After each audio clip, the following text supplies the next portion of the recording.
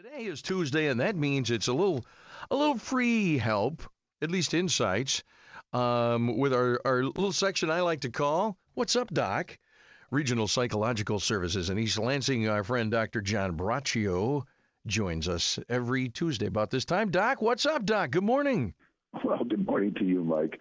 Well, today we're talking about bipolar disorder, and this is a very difficult condition if you have it. It's a small percentage, 2.8% of the country, but in numbers, we're talking about over 9 million people, so it's a large actual number. And it's a mental health condition that causes extreme swings of mood in a person. I mean, extreme. They can be very disruptive to both them and those around them who do not understand their condition. The bipolar condition was previously called manic depression. The emotional difficulties result from a person living but not able to lead a normal life without control of your mood. So here you are living your life every day, Mike, and for no really predictable reason. Now, granted, it can come about from a lot of stress and things of this type, but all of a sudden you go from being euphoric to really, really depressed, okay? And so the person is too often depressed or in this exceptionally euphoric, good mood state, okay? We tend to think of persons like this as moody and not aware how difficult it can be. We're not aware of how difficult it can be for them to lead their lives. So it's important to note everyone has shifts in mood from sad and depressed to being really quite happy. These are the normal emotional swings of a human being. It's when they become so noticeable, they not only impact themselves, but also those around them. And often people are not comfortable being around them because the manic state can be very annoying to others when the person is so revved up and euphoric and can really sometimes really lose contact with even with reality. These are times that people can take risks. They can be gambling.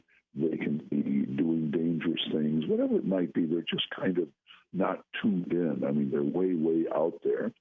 And while this can be annoying and difficult, it's really the sadness and the depressed mood that regularly occur with the bouts of depression that really lead to a lot of problems for them and those around them. So if ever you've been around someone like this, it's kind of the extremes that you can see with them. And extremes is really what we're talking about here. We're not talking about, Aunt Mary or Uncle Bill, who was just as cranky one day and happy the next. It's kind of more, more extreme, very extreme. So we do want to really have sympathy and understanding for these persons that have this condition, and just even try to think if it were you. So these mind can shift from mania to even hypomania, which is not quite as high of a level of mania, and then depressed and sad and just not, and you never really know if you're going to come out of this. So these mood swings can affect either one of these swings can affect your sleep. They can affect your judgment. They can affect your relationships, your job security, behavior, and your desire. You can be substance abuse, gambling. The ability to do things, to get things done. All of this stuff can really be quite a problem if you had it. And there is medicine in terms of people can take and counseling, like lithium and convulsant and antipsychotic medication. So there are some medications that can be helpful, and also some psychotherapy can be helpful. But if you have it, it's really a tough thing to get over. And like I say, the percentage 2.8% doesn't sound that high. But if you're one of those over 9 million people, it's a tough condition to have, Mike. Yeah, well, and we all know people, maybe ourselves, where we get moody. How do you know, though, is it bipolar condition, or how do you know if it's just not enough sleep, too much sugar in the diet, not enough exercise, the usual culprits? That's got to be tough to diagnose that way. Well, these are things that are more on extreme level. I mean, these are people that are really severely depressed, very out of it, not able to function well, and in long periods of time can be crying, can't work, and be and at home. And then they can go into these euphoric periods where they have the whole world on a string. You know, they're out there, they think they can do anything. And sometimes they go way too far in terms of buying and spending. So it's always a matter of degree, because we all have, you know, ups and downs or things that excite us. But yeah, there's no doubt if you have extended periods of stress and extended periods of you know, not getting sleep, you're having periods of time where everything's going against you, we'll say, in life, then that can certainly impact your mood. That'll lead, of course, it's obviously going to lead to more depression than euphoria. But on the other hand, though, this is really, no one's exactly sure what causes it. It tends to run in families. It's really it's a horrible thing. When I've worked with persons with this, you can let up, you know, you can be in the hospital, you can be hospitalized for things like this, and you really just wear other people out, and it can lead to a lot of failure in your life. So it's something you do really have to try to deal with, and it's something people don't just talk about. They don't come out and say, "Well, hi, Mike.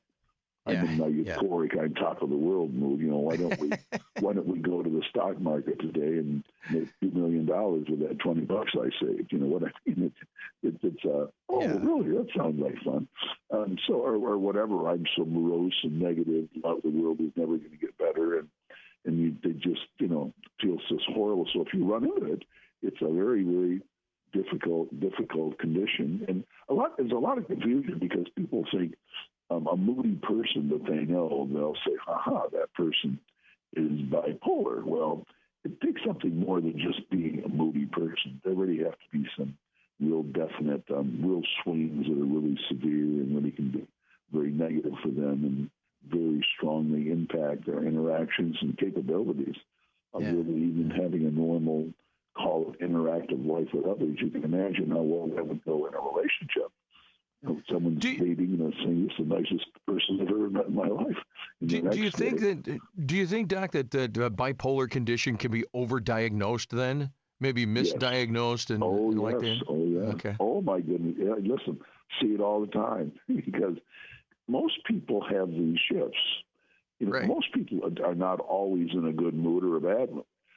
So a lot of times I see that all the time. People will say, "Well, I've been diagnosed with bipolar, but I don't think I am."